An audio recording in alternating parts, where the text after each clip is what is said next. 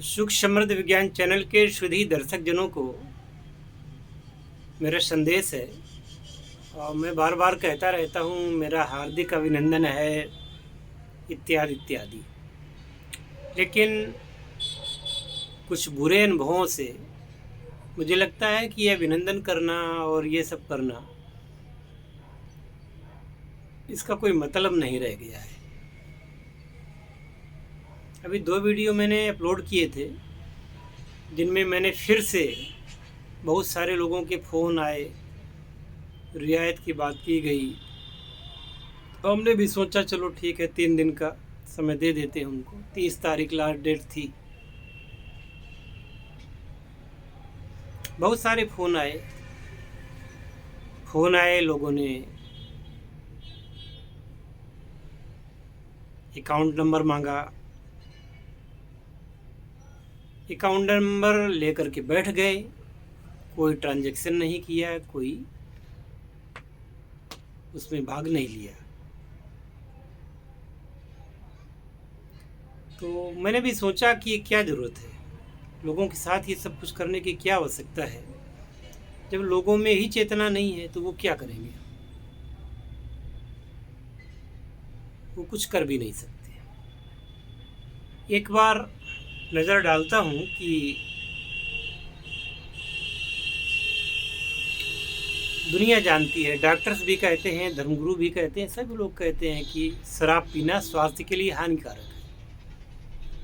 और सामाजिक रूप से तो स्वास्थ्य के लिए हानिकारक होने के साथ साथ में ये सामाजिक रूप से व्यक्ति के स्टेटस को गिराती है और लोगों के मन में उसके प्रति एक अजीब सा भाव पैदा करती है कि ये व्यक्ति शराबी है।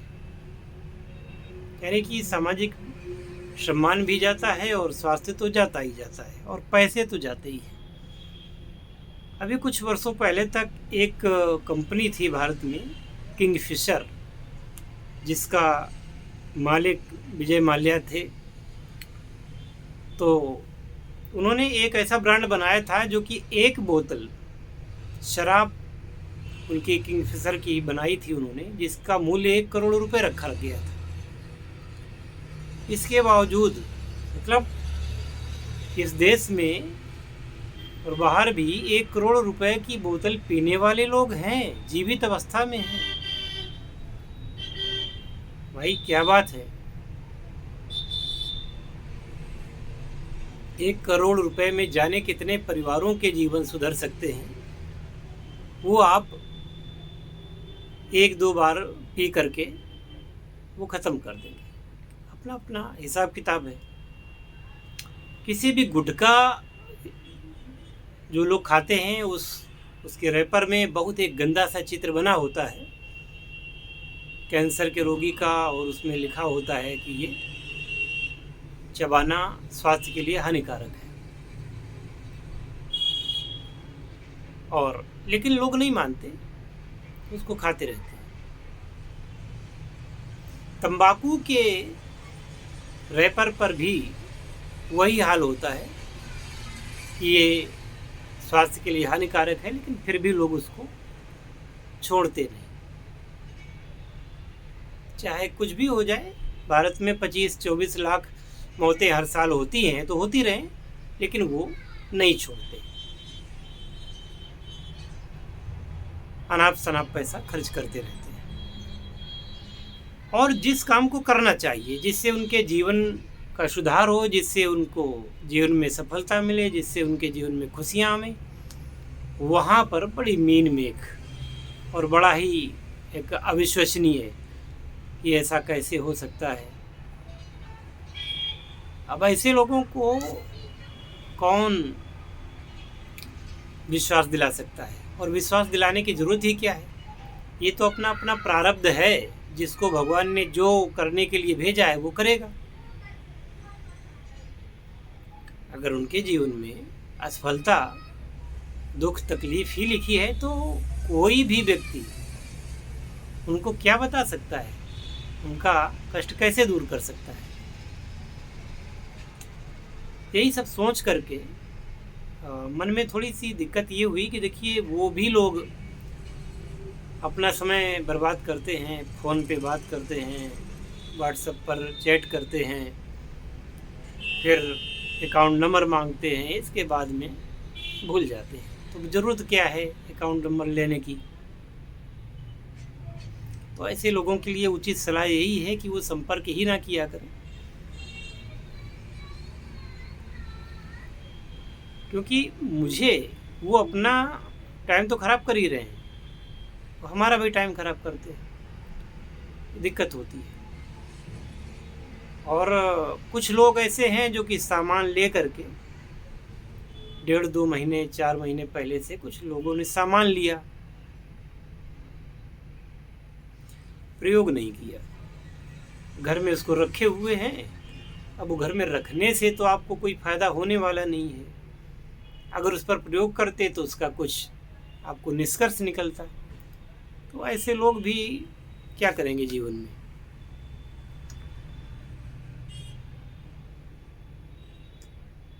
तो इन सब चीज़ों से थोड़ा सा मेरा मन खिन्न हो रहा है, और मुझे ऐसा लगता है कि ये सब बातें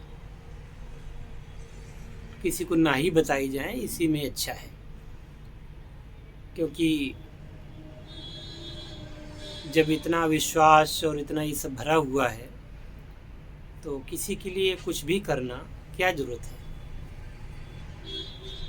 रही बात कि ये प्रक्रिया, ये विज्ञान, ये रसायन शास्त्र आयुर्वेद के ग्रंथों में है, उस पर शोध कर रहे हैं लोग, करते हैं, कुछ परिणाम मिले तो भारतीय इस रसायन विद्या में श्रद्धा हो गई। तो मेरे मन में ये था कि लोग भी उसका लाभ उठावें। और लोगों के अंदर जब स्वयं में चेतना नहीं है, ये जो वीडियो मैंने बनाया था अभी 3-4 दिन पहले, उसको 185 लोगों ने देखा। अभी तक 185 व्यूज हैं उसमें, और 185 व्यूज में एक भी व्यक्ति ने उस पर अमल नहीं किया। लाइक किए लोगों ने, कमेंट किए, पर उस पर कोई स्टेप नहीं लिया। तो और टाइम भी गुजर गया, 30 तारीख गुजर गई, वो योजना ख़त्म। आगे से कोई मुझसे इस प्रकार की बात न करे, फ़ोन करके रियायत की बात बिल्कुल न करे। और मैं तो चाहता हूँ कि अब लोग इस प्रकार की बात ही न करें, है ना। मुझे प्रॉब्लम होती है इस प्रकार की बातों से। मुझे जानकारी कुछ थी तो मैंने कहा कि शेयर किया जाए, उस जानकारी को आप लोगों में दे करके आप लोगों को लाभ पहुंचाया जाए। लेकिन जब लोग उल्टा सोचते हैं तो फिर क्या मतलब हुआ। अनाप शनाप के कार्यों में उनके पास समय भी होता है, अनाप शनाप के कार्यों में वो पैसा भी खर्च करते हैं, और जिस कार्य से उनको लाभ होने वाला होता है उसको टाला करते हैं, अभी नहीं, अभी नहीं, अभी नहीं। और लोगों ने ये सोच रखा है कि इनको क्या है, ये तो बार बार कई बार रियायत दे चुके हैं और कई बार ऐसी घोषणा करते हैं, तो इनका तो काम ही है, ना इस महीने से ही, किसी और महीने से ही, 2 महीने से ही, 4 महीने बाद से ही। लेकिन वो सारे चैप्टर में बंद करना चाहता।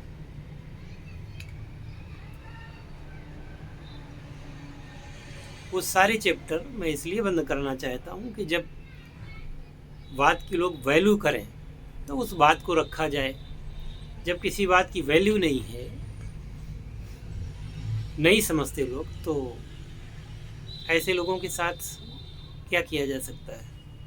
ऐसे लोगों को क्यों कोई प्रोत्साहन दें? अब वो हमारी गरज विचारते हैं कि इनकी कोई गरज होगी तो यही सही, और क्या कहें। सोचने का जब तरीका ही गलत हो तो निर्णय कभी सही कैसे होंगे। अगर कोई गुरु चाहता है कि हम किसी को दया के वशीभूत हो करके कुछ लोगों को बता दें, कुछ लोगों को लाभ पहुंचा दें, तो लोग उसमें भी तर्क वितर्क कुतर्क ढूंढने लगते हैं, तो फिर प्रॉब्लम होती है। तो ठीक है, फिर इस वीडियो में इतना ही, और बाकी ईश्वर मालिक है। जय शिव शंकर, जय भोलेनाथ, हर हर महादेव।